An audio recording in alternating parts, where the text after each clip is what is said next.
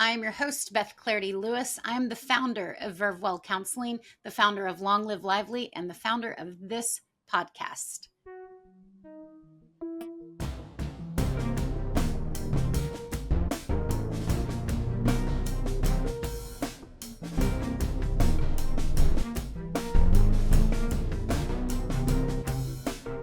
Welcome to the Vervewell Counseling podcast, titled This Won't Be Done by 5, which gives a nod to the human condition, which simply holds no deadlines.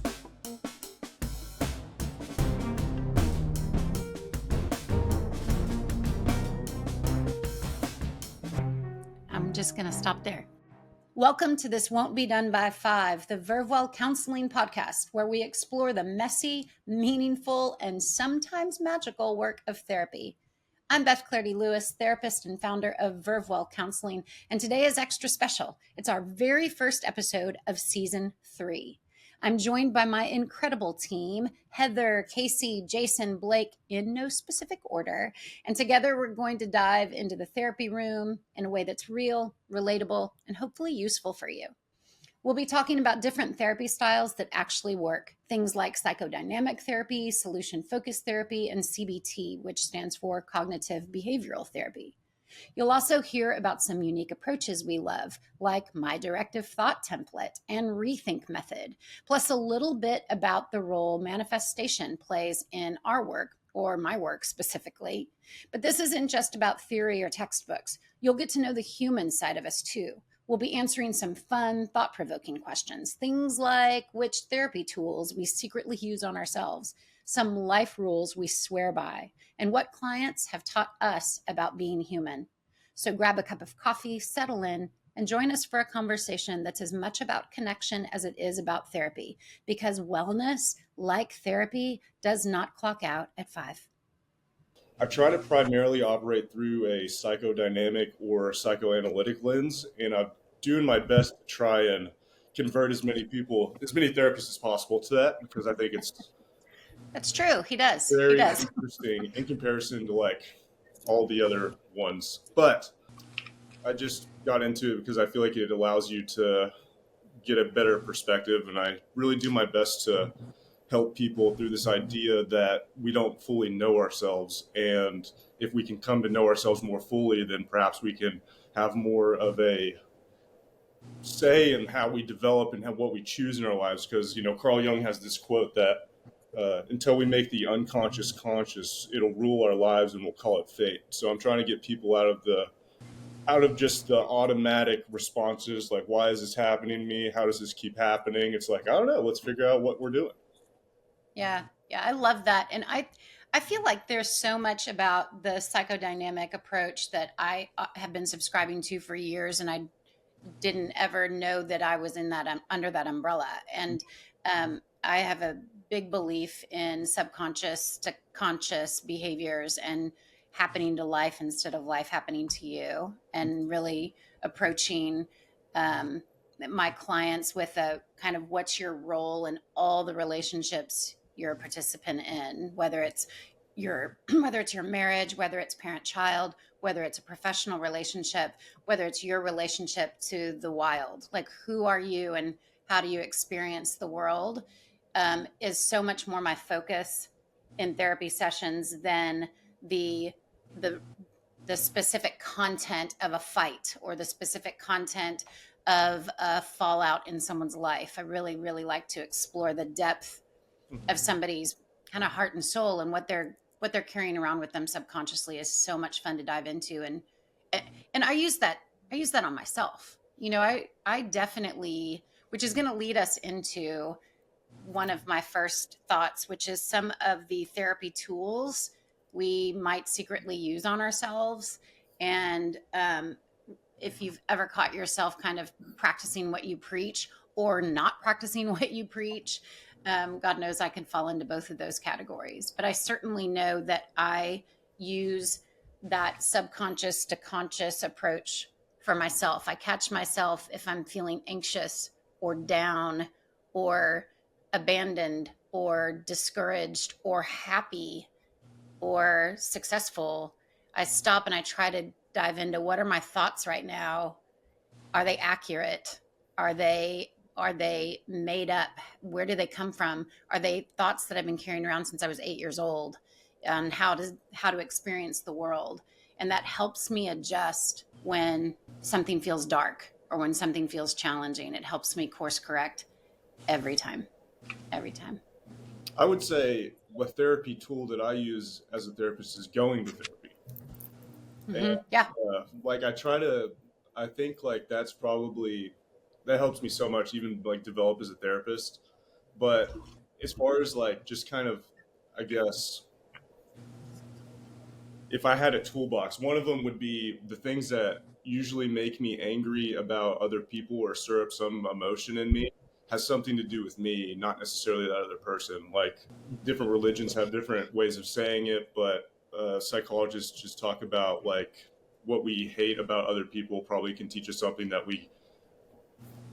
it can teach us something about ourselves. So I try to think about that. absolutely. As soon as I get angry at like my wife or one of my friends, I'm like, I probably do that. I probably do that as well, and then it's kind of humbling. It is humbling, and I like that word because I definitely have heard that over my years. Like if somebody really hits a nerve with you, or somebody is displaying or demonstrating behavior that just has you reactive, most of the time it's something about yourself that you are not pleased with, and it's mirroring, it's transferring. I think that's very interesting. Who else has some therapy tools that you find yourself using or not using, or practicing what you preach, kind of thing? I one of the reasons I got into therapy was because I had a pretty nice little bout of depression, and I went to therapy in my early 20s, and I learned a lot about how I talk to myself and how negative that is a lot of the time.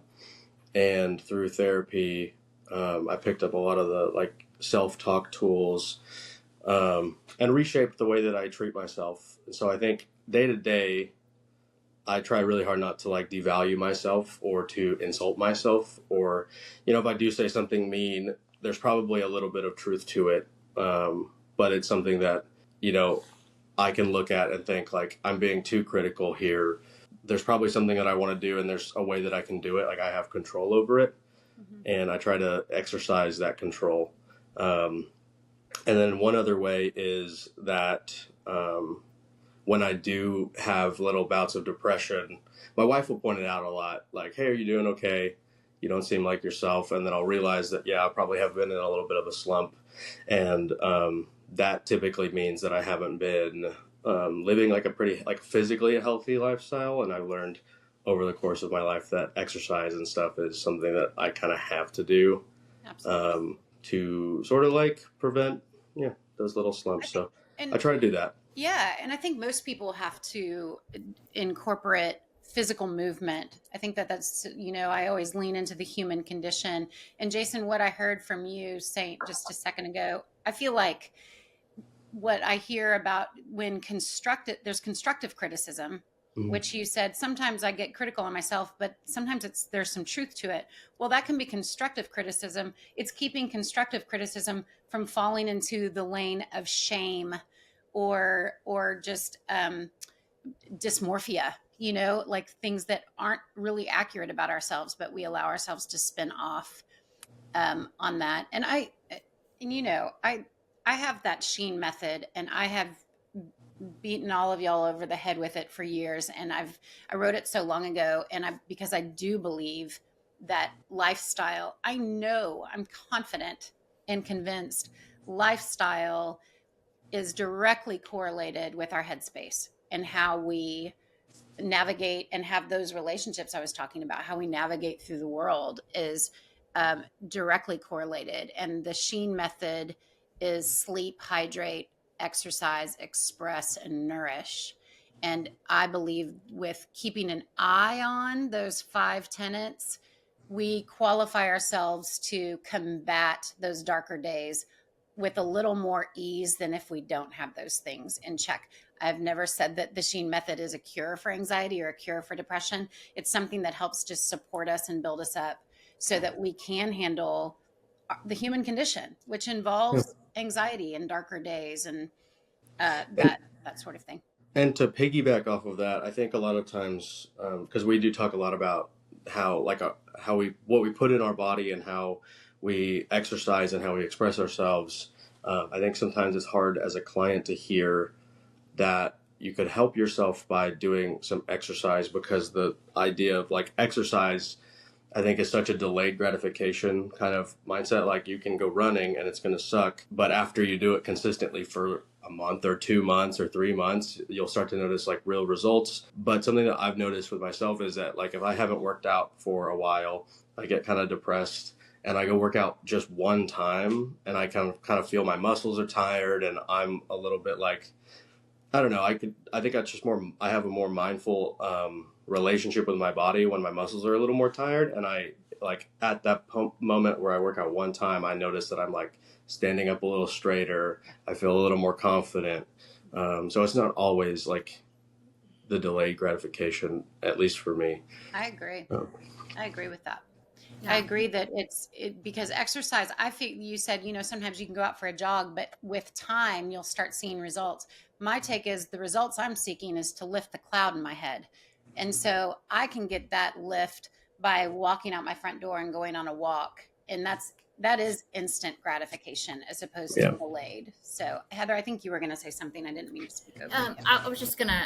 That was a good lead in. I think one of my biggest tactics that I use in therapy and on myself is the idea of reframing, and I like, I even will take what Jason said, and even when I talk with clients about the exercise component, just to piggyback on that, is I even talk about it from a perspective of, okay, the E is exercise, but it is moving your body in any way that feels right for you, right? That reframing, because sometimes, especially if you're dealing with someone who's really struggling with, depressive episodes, things like that, motivation, feeling overwhelmed, giving them one more thing to do can seem very, very challenging. So we reframe that into like, what would feel good for you? Right. It doesn't have to be going for a run. It doesn't have to be lifting weights, but it's moving our body. It's walking. It's getting up out of the bed and like doing 15 minutes of cleaning. And I try to give them like real specific like strategies and solutions for that. But I think the whole idea of reframing is really powerful and can be used, because very often with our clients, like they see very little ability to change their situation, but we can absolutely change the way we're experiencing that situation. And I'll do that with myself. If, I'm having a difficult time or something isn't going the way that I thought, if you've known me for more than about 10 minutes, I have a little bit of a control issue. I like things to go just a certain way. And so when they don't, I will feel myself getting very anxious, because if something messes up, I'm useless as a person. That's my internal struggle. And so I will really try to catch myself and reframe of, okay, no, that didn't go right, but you can see it a different way, right? It has nothing to do with you. It's this situation, and this is how you can look at it differently to be able to process through that and move on and go back to functioning in a normal way. So I love the idea of just reframing for our clients, and then using that idea of reframing for ourselves. I think it has a lot of power and a lot of usability, and it's got a lot of variety in it. I like that so much. And I like that you had that honest, transparent comment about, you've got this desire to control. And if something doesn't go the way you like, you feel your words were basically useless as a human, or however you said that. And I appreciate that. I definitely, and Heather, you and I have talked about this. I've probably at some point or another talked about it with each of you, because I feel like my ongoing struggle, my ongoing inaccurate narrative is that I'm unliked. Like, I get that in my gut often, like that I'm not likable, that someone doesn't like me because their reaction was this way. It's such a strong people pleaser component that if I'm not getting responses that are engaging and positive, then I'm sure I'm walking away from that engagement as, oh, what and I have to catch myself, just like you, Heather, like reframing and catching myself and and thinking, what's accurate here, really, and kind of catching myself. And but that is an ongoing challenge. What are the other challenges from you, the rest of you, if you care to share your own shortcomings, if you will? I feel like me personally, kind of like Jason, when I first time I ever went to therapy was when I was in my 20s, but I went because I had a college boyfriend commit suicide. Oh, And so I didn't know how to deal with that. I had never had that. I didn't of know course. anyone who did. My parents didn't know anyone. They freaked out. We were not a therapy driven family by any means. And so going to therapy, like I appreciated it. And from like that point on, I was almost finished college, but I had a minor in psychology. So it was too late to go back and major in it. But from that point on, I knew like that was what I wanted to do because, like Heather, I wanted to help people. I wanted to make a difference. Yeah. And so, like me personally, in therapy, I'm always telling them the difference exercise makes. I can Yeah. tell when I'm not exercising on a regular, taking the dogs for a walk, just getting outside because I my fuse goes from here to here and I'm like ready to snap. And I'm like, okay, I need to step back. I need to go do some self-care for me because that's one of the things I really push for my clients is self-care. And You I'm and I like, even talked if about it's that 10 minutes. yesterday. You and I talked about Yeah. that yesterday, Casey. You were saying, you're missing with all the school hours you have to keep as a school counselor. You're missing out on key times to work out, and it's bugging the hell out of you, and Yeah. rightly so. I absolutely. I have two, and I think the theme or the thing that I've noticed is that I feel this way or the way that Heather described whenever something threatens a really secure image or a rule about myself that I believe. Um, for instance, in my family, my brothers and I are all like pretty funny and we like to tell jokes. But I have kind of I don't know I'm like the funny one, and so sometimes whenever I would catch myself going to hang out with my family, thinking that like I'm really tired and I don't really want to make a lot of jokes.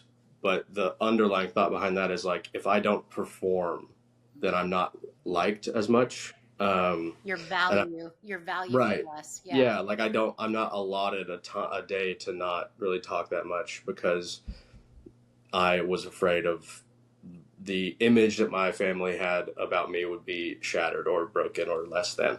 Um, there's another way that played out too more recently is that I've always also been like the strong one in the family, like physically I'm stronger than my brothers, and they run a lot, so they have that, and I've just always been bigger, and that's something like I've been a bigger guy for a long time, but I'm also really strong, and we have a close family friend.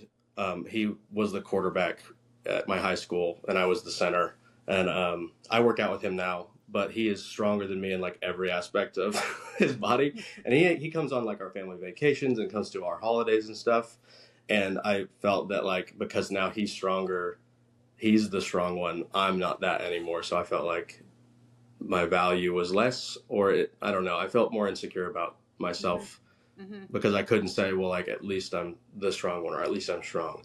Yeah. I think I had to do a lot of reframing work for that Yeah. stuff and Absolutely. understand that just because I don't do certain things doesn't mean that people think of less of me. Blake, what about you? Do you have anything you want to throw into this? Yeah, I think mine is I struggle with always feeling like I'm not doing enough. So whether that's like reading enough books or doing something creative or trying to be better, I'm very much a perfectionist, and I feel I have this struggle between trying to match my ambitions but accepting that I'm just a human, and it's hard for me to come to terms with the fact that I'm just a man. I don't like that very much. I wish I could do more, but accepting my limitations is definitely something that I've had uh, to come to terms with for sure. I appreciate that. I appreciate that. It's still I'm 55. My mother's 80. She'll be 84 next month, and I still absolutely want to impress her at every turn. She was in visiting the other maybe a week or two ago, and I still just found myself like a 9-year-old tap dancing for, like I just wanted her to be impressed with just about anything I was doing or saying, or my daughter who came in, and just, it, I caught myself feeling almost performative Hmm. because I wanted my mom's gold star. I just wanted her to say, I'm so proud of you. And she does. She's proud of me. I know that. But she doesn't give it out as much as I need it. So there's that. People pleaser. Words of affirmation are my love language for sure. Don't you Um, think that's interesting though? Because Beth, I think that like that sort of came full circle of like where you were talking about like what role do people play in their lives? And I don't know, Blake, is that like a, because I don't know, I'll own it. I don't know a lot about the psychodynamic. I think it's very interesting. I probably use it a lot more than I think that I do. I just don't know that's what I'm doing. But Hmm. is there a component to the psychodynamic that deals with this idea of roles? Because like if I go back around, like, Beth, you're like, I need to be liked. My role is I'm the one you like. I'm the Hmm. best one. I'm the one you like. Jason, I'm the funny guy. I'm the strong guy. For me, I'm like, I'm the problem solver. I'm the firstborn daughter. I handle everything. I never have a problem. I never need anyone.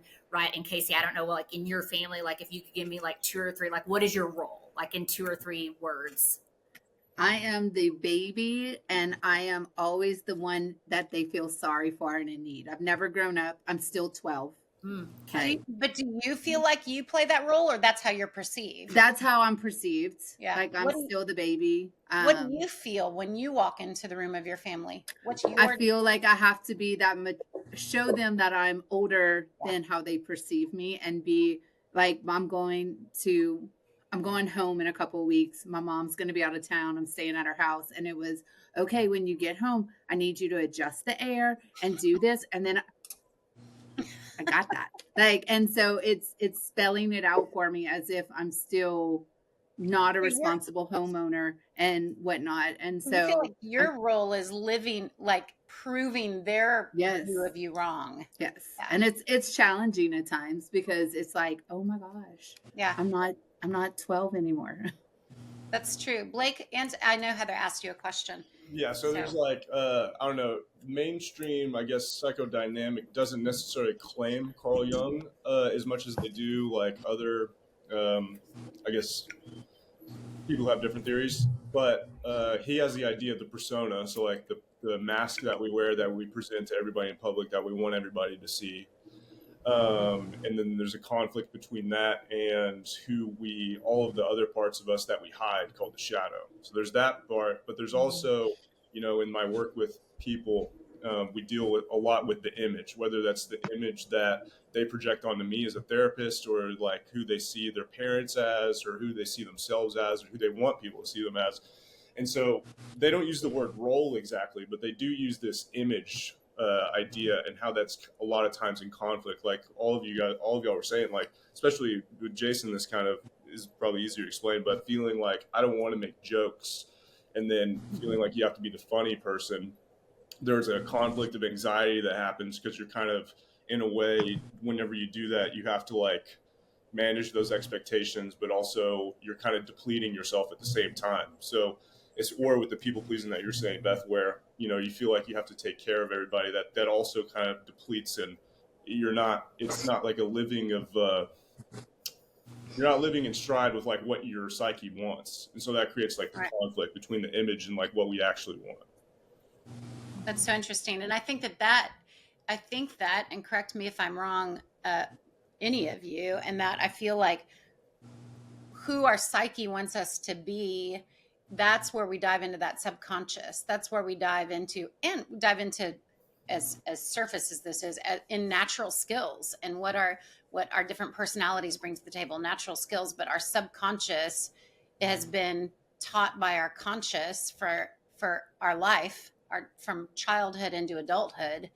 And it's at some point we get to a place, that's where I have been probably the last 10 years, maybe less even, to really dissect what all of what we're saying, really dissect what I keep on repeat. What are my words to myself? What narratives do I have in my head that I call truth about Beth? And really learning there's some screwed up truths I have that bounce around in my head pretty regularly. And I would say I believe most of us have some skewed narratives happening. But to me, the way to dive into that is some good subconscious work, like just really diving into, and that takes mindfulness, in my opinion. I've definitely honed in on that in my therapy room.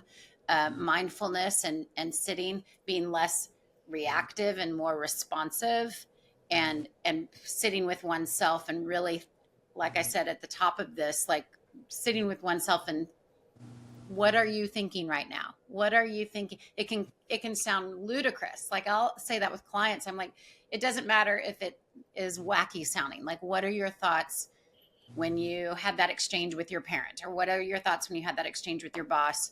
And it's really interesting hearing what we think is true about ourselves. And we've just been carrying it around. And until we really dive into those truths, we're not going to change them. We're not going to outgrow them.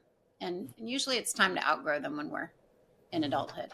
And as Blake was saying, kind of, if people come in, and like I had a client come in one day and they were like, "Oh my goodness, you remind me of my aunt or my mom or whatever." And I was trying to live up to, and so I'm like, "So tell me about them. What were they like? And just not realizing, but yeah, I was trying to see like, okay, what do I need to do to be like them to make you feel more comfortable or whatever." So interesting. So interesting. What are some, let me throw a question towards each of you. What's a funny or weird moment you've had in a therapy session? Obviously, we're not disclosing names of clients. We're very ethical here at Vervewell Counseling. Does anybody have anything off the top of their head that they can throw in? Oh, I got to start, because I've been meaning to tell you guys this, and I've just not had the space to do it. Please do. So this is a family therapy session. This is a family that I work with, adult kids in their 40s and a mother in her late 60s, early 70s. They have trouble with the clock. They are late a lot. They expect me then to stay late for them. I sometimes don't do so great at holding a boundary around that, because they're very interesting, to be honest with you. So one day the mom got there, and I knew that the sister wasn't coming. The mom got there and we were talking, and she said, so-and-so is on his way. And I said, okay, great. I said, let's go ahead and get started. And so she and I started talking about some of the things that we were going to work on between the time before and now, and how that had been going, what that relationship had looked like. And we're like 20 minutes in. She's 5 minutes late. We're 20 minutes in. So we're literally half the session is gone. And here comes the other person we were waiting on. And he stopped to get a pizza on the way. He brought the pizza in and they ate it while we did therapy. They offered me a piece. So, I mean, that was cool. I didn't eat it, but they offered me some. How did you process? What were your thoughts around that? What y'all, did you feel about it? Y'all don't want to know. It involved. Did you get him a plate and napkins? I was no. I was like, wait, what? Like, and I'm anybody who knows me knows I'm pretty like blunt. But in my brain, I was like, I literally had no idea, had no words in that moment. And if you've known me for 5 seconds, that never happens. I never know all the words. Not to throw I just didn't say anything. I was like, oh no, thank you, I'm fine. Let's keep going. Keep going, because I'm gonna have dinner when I get home. Let's keep going. So that was definitely that in 3 years of private practice, that's definitely my strangest situation. Well, and we want our clients to be dinner in therapy instead of dinner in a movie. You know, I've told this story a handful of times, and I'll repeat it again because it still just cracks me up. When I was an intern or at the associate level, like Casey is currently, I was seeing a client, and we're new to the craft. You know, we're new to it, and I was in full conversation in a session with a client, and I thought in my new head, my brain, I thought, wow, this client really needs to go to therapy. I just remember thinking in that moment, oh shit, I'm the therapist. Like this is happening. Oh my God, I'm a therapist, and I'm really in a therapy session. And it was just kind of a funny moment that the client didn't know, but it stopped me in my tracks. I still remember who that client was, but it was just this aha moment of, oh, it's me. This thing is on. So yeah. I think I shared with Beth at one of our supervision meetings. I see teenagers, and so I had these two teenagers that I see, and they don't know each other, whatever. And I was like, oh my goodness. And I found out that they're have the same school. There is possible path, and one says, I don't have any friends, no one likes me. And so in my therapeutic brain, I'm like, how cool would that be if they met? And so my other client starts talking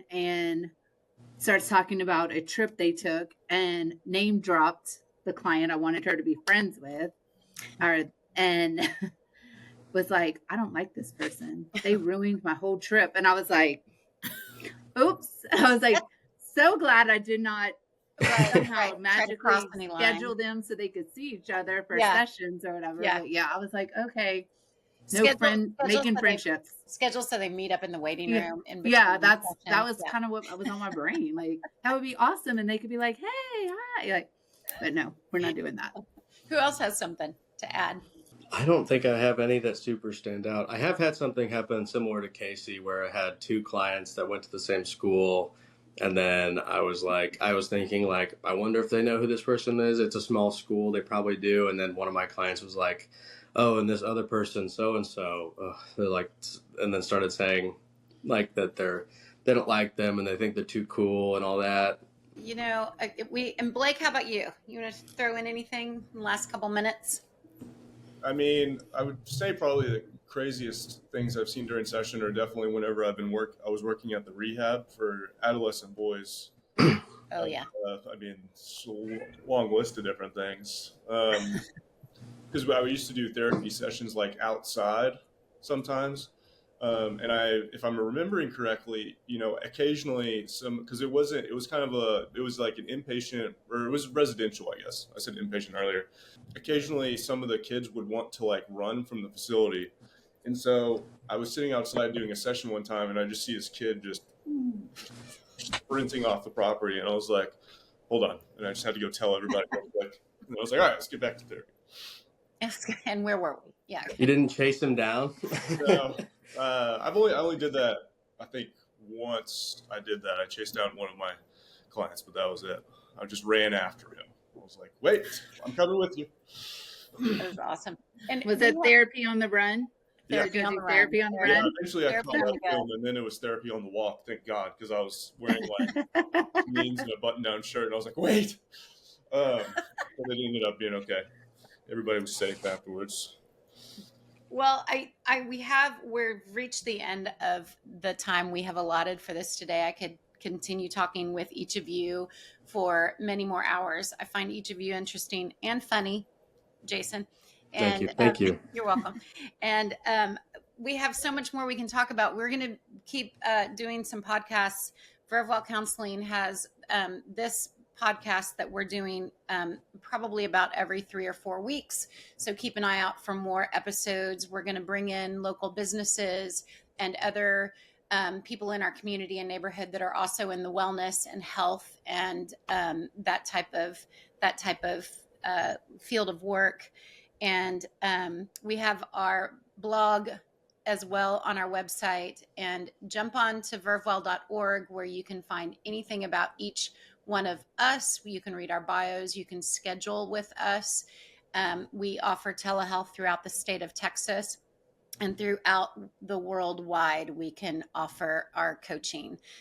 So don't hesitate to go to vervewell.org to listen to these podcasts, to read our blog, to read our bios, and to discover anything and all things Vervewell. Thanks, y'all, for your time today. And I will look forward to talking to you all again. So if everyone can just say something really nice to me before I leave, that would just be really helpful. You're This was put likable. together amazing. Good job, Beth. Jason, you're likable didn't feel very sincere, but I was trying to think of something I'm that gonna overthink that the rest of from the day. I something. know Good Jason job, doesn't on like topic. me. I Jason. knew it. No, we all like you, Beth. Make All sure right, you y'all give have her a a great thumbs day. up. Yeah, please. That would be great. That would be great.